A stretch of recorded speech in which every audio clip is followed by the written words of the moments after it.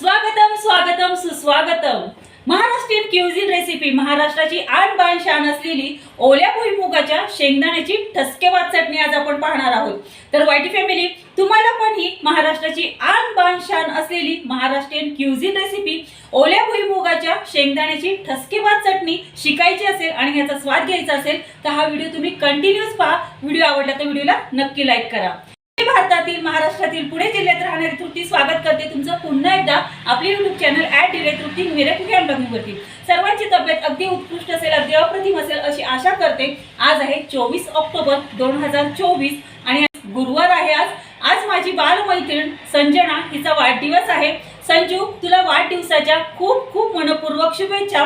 तसेच आज ज्यांचा वाढदिवस आहे त्यांनाही wish you many many happy returns of the day. त्यांच्या सर्व मनोकामना पूर्ण होत ही स्वामीचरणी प्रार्थना करून आजच्या कुकिंग व्हिडिओला सुरुवात करूयात। तर चला तर वाईटी फॅमिली, अधिक वेळ न दवडता आपण आपल्या डायरेक्टली रेसिपीकडे वळूयात आणि बनवूयात महाराष्ट्रीयन क्युझिन रेसिपी, महाराष्ट्राची आणबाण शान असलेली ओल्या भुईमुगाच्या शेंगदाण्याची ठसकेबाज चटणी। अशा भुईमुगाच्या शेंगा आहेत। आता या भुईमुगाच्या शेंगा आपल्याला सोलून घ्यायच्या आहेत। तर पहा वाईटी फॅमिली, ह्या ज्या भुईमुगाच्या शेंगा आहेत ना, ह्या जेव्हा ओल्या असतात ना तेव्हा ह्याच्यातले जे शेंगदाणे असतात ते ओले असतात पहा। आणि ह्याची जेव्हा आपण ठसकेबाज मस्त अशी चटणी करतो ना, ह्याची चटणीची चव अगदी वेगळीच लागते पहा। म्हणजे आपण नेहमी जी चटणी करतो शेंगदाण्याची, त्या शेंगदाण्याच्या चटणीपेक्षा ही चव खूपच निराळी आणि स्वादिष्ट लागते।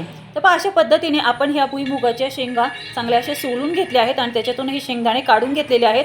आता हे शेंगदाणे आपल्याला एका तव्यावरती भाजून घ्यायचे आहेत। इथे मी लोखंडी तवा घेतलेला आहे, गॅस सुरू केलेला आहे, गॅसवरती तवा ठेवला तापत आणि त्यावरती हे ओले भुईमुगाचे जे शेंगदाणे आहेत ते तव्यावरती घालून छान असे एक 5 मिनिटं छान असे भाजून घ्यायचे आहेत पहा। लालसर असे त्याला डाग पडायला लागले ना की गॅस बंद करायचा आणि ही एका प्लेटमध्ये हे शेंगदाणे काढून घ्यायचे। आता ह्याच तव्यावरती आपल्याला तेल घालायचं आहे। आता ह्यामध्ये हिरव्या मिरच्या घालायच्या। ह्या हिरव्या मिरच्या मधून कट केलेल्या हिरव्या मिरच्या आहेत पहा। जर तुम्ही अखंड हिरव्या मिरच्या तेलामध्ये घातल्या ना तर काय होईल माहिती का, त्या हिरव्या मिरच्या फुटतात आणि त्याच्यातले जे बीज असतात ना ते उडतात आणि ते आपल्या डोळ्यात सुद्धा जाऊ शकतात पहा, खूप घातक असतात हे। तर त्यासाठी ह्या हिरव्या मिरच्या जेव्हा तुम्ही तेलामध्ये फोडणीला घालताना तेव्हा नेहमी अर्ध्या अशा चिरून घाला, अजिबात उडणार नाही, व्यवस्थित अशा भाजल्या जातात पहा। तर पहा, आपण ह्या तव्यामध्ये तेल घातलं, त्यामध्ये हिरवी मिरची घातली फोडणीला, तसेच ती 2 ते 3 मिनिटं परतून घेतली। त्यामध्ये आता लसूण, अद्रक, जिरं आणि ओवा, धणे हे घालून छान असं एक 5 ते 10 मिनिटं ही छान तव्यामध्ये परतून घेतली। अशा पद्धतीने आता हे सर्व ह्या शेंगदाण्यांमध्ये काढून घेतलेलं आहे। आता हे मिश्रण आहे ना सर्व हे थंड होऊन द्यायचं आहे पहा। ही जी आपण शेंगदाण्याची ठसकेबाज अशी छान चटणी करत आहोत ना, ही चटणी नुसती चपातीसोबत सुद्धा तुम्ही खाऊ शकता, साईड डिश म्हणून सुद्धा तुम्ही ही सर्व करू शकता पहा। इतकी सुंदर अशी ही ठसकेबाज ओल्या भुईमुगाच्या शेंगदाण्याची चटणी होते। तर पहा, अशा पद्धतीने हे सर्व मिश्रण आता थंड झालेलं आहे। आता आपण हे एका मिक्सरच्या भांड्यामध्ये काढून घेतलेलं आहे। आता यामध्ये आपल्याला हळद घालायची आहे, चवीसाठी मीठ घालायचं आहे आणि ही मिक्सरला फिरवून घ्यायची आहे। ही मिक्सरला तुम्हाला जर हवी असेल ना तर ही दरदरीसुद्धा तुम्ही ही मिक्सरला फिरवून घेऊ शकता, पण मी ही थोडीशी बारीक मिक्सरला फिरवून घेणार आहे।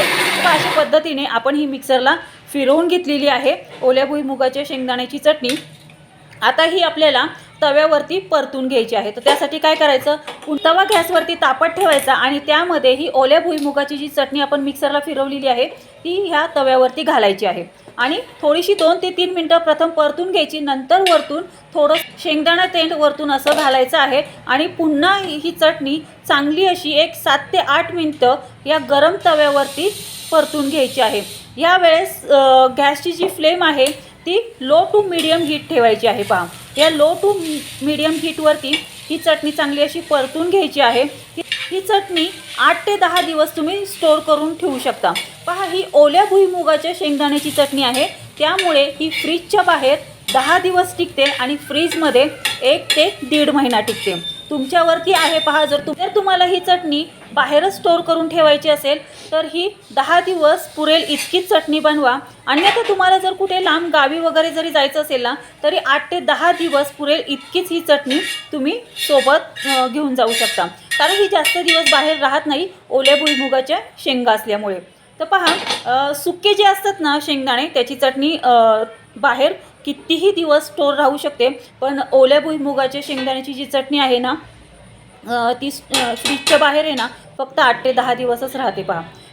तर पहा वाईटी फॅमिली, अशा पद्धतीने आपण ही ओल्या भुईमुगाच्या शेंगदाण्याची चटणी चांगली अशी तव्यावरती परतून घेतली आणि ती एका प्लेटमध्ये थंड होऊन दिली. नंतर ही एका बाउलमध्ये अशा पद्धतीने काढून घेतलेली आहे. आता ही खाण्यासाठी तयार झालेली आहे. तर पहा, अशा पद्धतीने आपली ही महाराष्ट्रीयन क्युझिन रेसिपी, महाराष्ट्राची आन बान शान असलेली ओल्या भुईमुगाच्या शेंगदाण्याची चटणी ठसकेबाज अशी तयार झालेली आहे. इतकी झणझणीत आणि ठसकेबाज झालेली आहे ना, ही तुम्ही भाकरीसोबत खाऊ शकता, चपातीसोबत खाऊ शकता, किंवा A1 नुसतं जरी पांढरा भात असेल ना तर त्याच्यासोबतसुद्धा ही उत्कृष्ट लागते पहा. तर वाईटी फॅमिली, कशी वाटली तुम्हाला आजची ही महाराष्ट्रीयन क्युझिन रेसिपी? आवडली का तुम्हा सर्वांना? मला कमेंट करून नक्की कळवा. फॅमिली, कसा वाटला तुम्हाला आजचा कुकिंगचा व्हिडिओ? आवडला का तुम्हा सर्वांना? आजचा हा कुकिंगचा व्हिडिओ जर तुम्हाला आवडला असेल तर नक्की तुम्ही पण अशा पद्धतीने ही महाराष्ट्रीयन क्युझिन रेसिपी, महाराष्ट्राची आन बान शान असलेली ओल्या भुईमुगाच्या शेंगदाण्याची ठसकेबाज चटणी तुम्ही पण नक्की बनवून पहा. तुम्ही याचा स्वाद घ्या आणि घरातल्यांना याचा स्वाद घ्यायला द्या आणि मग मला कमेंटमध्ये कळवा की आजची आपली महाराष्ट्रीयन क्युझिन रेसिपी तुम्हाला कशी वाटली ते. वाईटी फॅमिली, तुम्हाला असेच मस्त चमचमीत झणझणीत स्वादिष्ट रेसिपी शिकायची असतील आणि यांचा स्वाद घ्यायचा असेल तर आपले यूट्यूब चॅनल @तृप्ती मेरे कुकिंग अँड ब्लॉगिंगला लाईक, शेअर आणि सबस्क्राईब करा. सबस्क्राईब करू ऑल बेल बटन प्रेस करा, म्हणजे जेव्हा माझे कुकिंग अँड ब्लॉगिंगचे व्हिडिओ पोस्ट होतात तेव्हा त्याचे नोटिफिकेशन तुम्हाला येईल. असेच मस्त चमचमीत झणझणीत स्वादिष्ट रेसिपी तुम्हाला शिकायला मिळतील आणि त्यांचा स्वादही घ्यायला मिळेल. धन्यवाद. Have a good day. भेटूयात आपण अशाच नवीन रेसिपी सोबत नवीन कुकिंग अँड ब्लॉगिंग व्हिडिओमध्ये. तोपर्यंत सर्वांनी तब्येतीची काळजी घ्या, मस्त खा आणि स्वस्थ राहा. धन्यवाद.